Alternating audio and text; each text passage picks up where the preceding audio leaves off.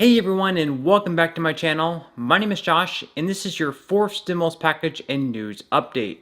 In today's video, we have a lot of news to get into, but first, if you would like to receive 5 free stocks from Webull valued up to $2,300, make sure to claim them by clicking my link, which you will find in the description box below. Okay, so with Senate Majority Leader Chuck Schumer and President Joe Biden failing to make any progress at reaching a compromise with Joe Manchin, Chuck Schumer finally admits the Build Back Better bill will be delayed. Even though it was clear to many of us that this bill didn't stand much of a chance to pass before Christmas, for weeks now, Schumer's been adamant of that deadline. Here is the Senate Majority Leader finally admitting a deal before Christmas would not happen.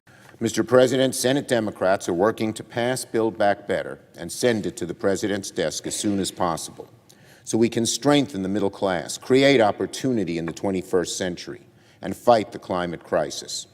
Yesterday, I had a good discussion with the President and the Speaker where we talked about ongoing negotiations on finalizing the Build Back Better Act so we can pass it through the Senate. The President requested more time to continue his negotiations, and so we will keep working with him, hand in hand, to bring this bill over the finish line and deliver on these much-needed provisions.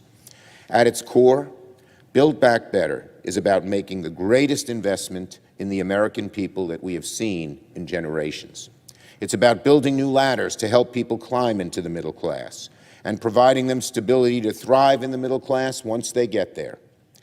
That means lowering the cost of prescription drugs, extending the child tax credit, making child care more affordable for tens of millions of families, expanding housing, early education, and affordable health care. And it means taking unprecedented steps to fight climate change and lay the groundwork for greater action in the future. These are all things that the American people want. These are things Democrats are fighting to secure. And it cannot be forgotten that not a single Republican, not one, has joined us in making them happen. They're opposed to making child care more affordable. They're opposed to fighting the climate crisis. And they're possibly even considering fighting provisions like making drugs like insulin more affordable. If Republicans won't fight to help everyday Americans afford the basics, Democrats will. We're going to keep working to achieve our goal of passing Build Back Better into law. Being that the Build Back Better bill busted before Christmas, Democrats instead turned most of their focus towards confirming President Biden's nominees to key administration positions. And with Republican senators putting up an intense series of roadblocks to confirm Biden's nominees, Schumer criticized Republicans for doing so. At the same time, Democrats are also turning their focus towards pieces of legislation dealing with voting rights. Democrats have argued that new voting laws in red states are based on discrimination and make it harder for Democratic voters to cast their ballots.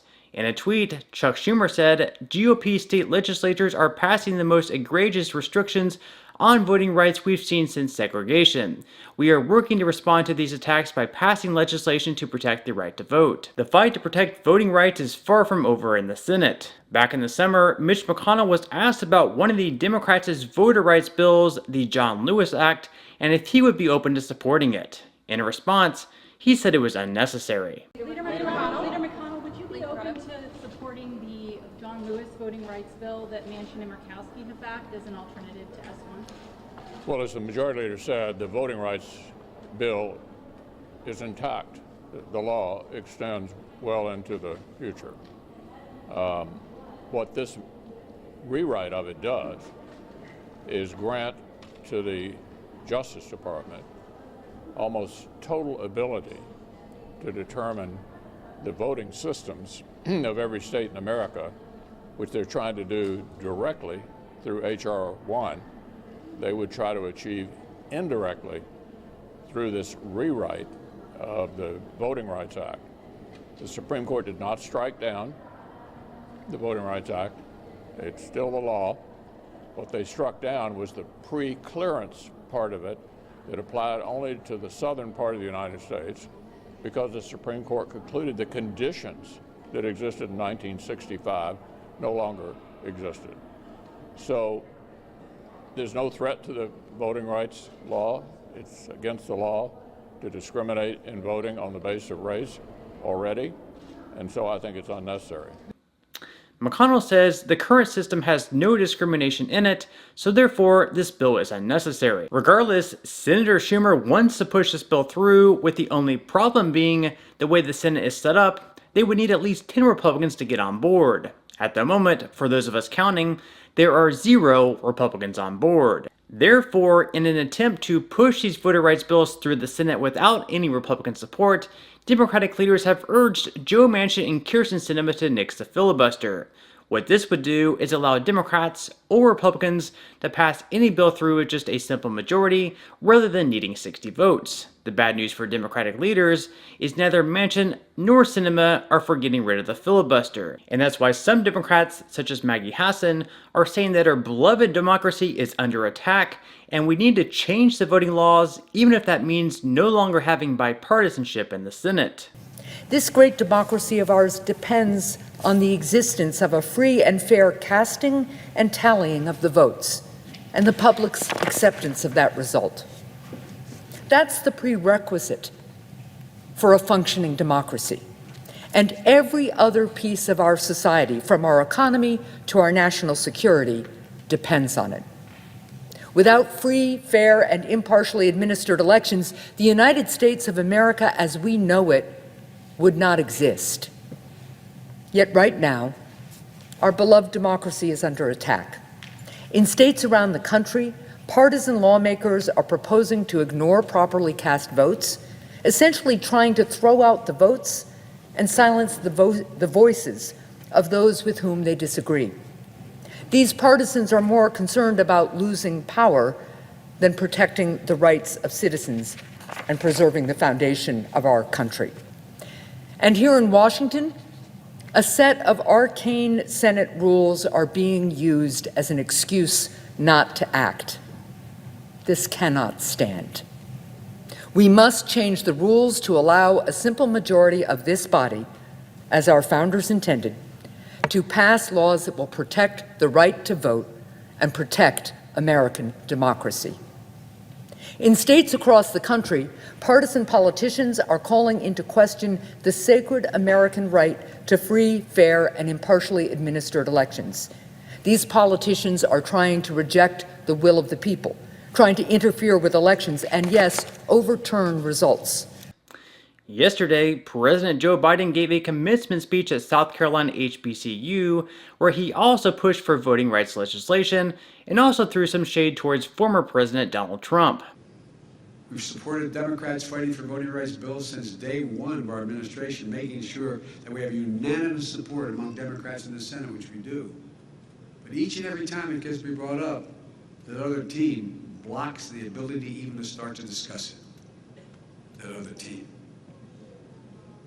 What used to be called the Republican Party. But this battle's not over. We must pass the Freedom to Vote Act and the John Lewis Voting Rights Act. We must. We're going to keep up the fight until we get it done, and you're going to keep up the fight, and we need your help badly. And finally, we continue to confront the oldest and darkest forces in this nation, hate and racism.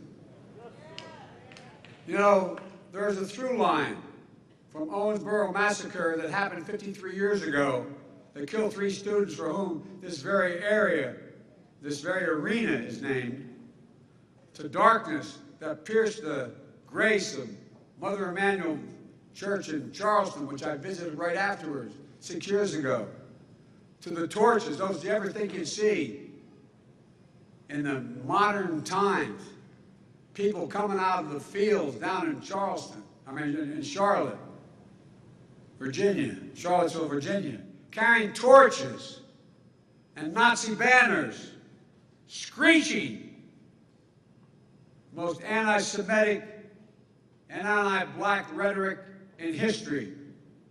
Hundreds and hundreds of them. And when asked, the guy who had this job before, when asked what he thought about it, he said, well, there's some very good people there. Hell, very good people. They're racist, they're fascist. And folks, that was 4 years ago. I never thought I'd see that in my career. The violent and deadly insurrection on Capitol Hill 11 months ago on January the 6th. I'm going to say something self-serving. I'm supposed to know an awful lot about foreign policy.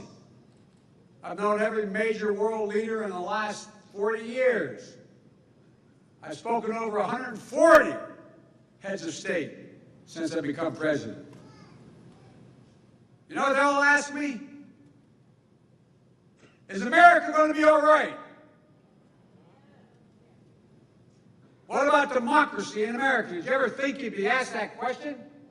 In some other news, while the child tax credit payments won't be sent out for the month of January, the White House Press Secretary Jim Psaki said the Biden administration is looking into the possibility of making double child tax credit payments in February if they're able to pass the Build Back Better bill by then. Of course, that's assuming they even get the bill passed in January, because at this point, all President Biden has promised is that the bill will get passed at some point early next year. So is early next year going to be January, February, or perhaps even March? Or perhaps this whole thing just ends up getting blown up and they never pass anything at all.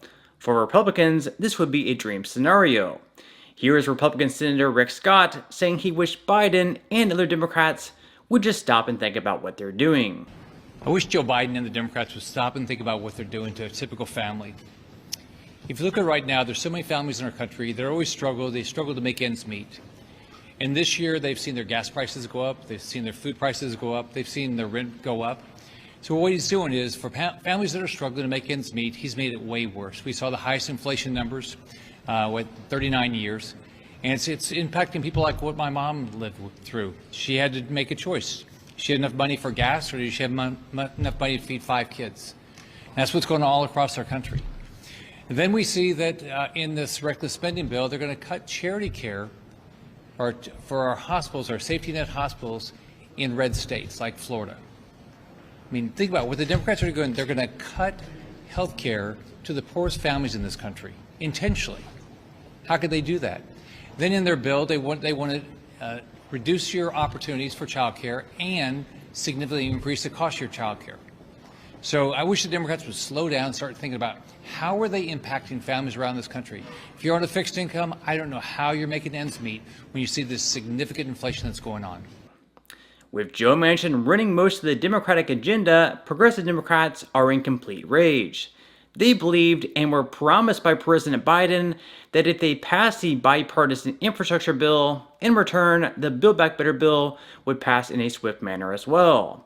And that isn't exactly turning out to be the case. In a tweet, an up-and-coming member of the Democratic Party in Cori Bush said, "There is not a single good reason for the Senate to go on vacation before they pass the Build Back Better Act and voting rights. Not a single one.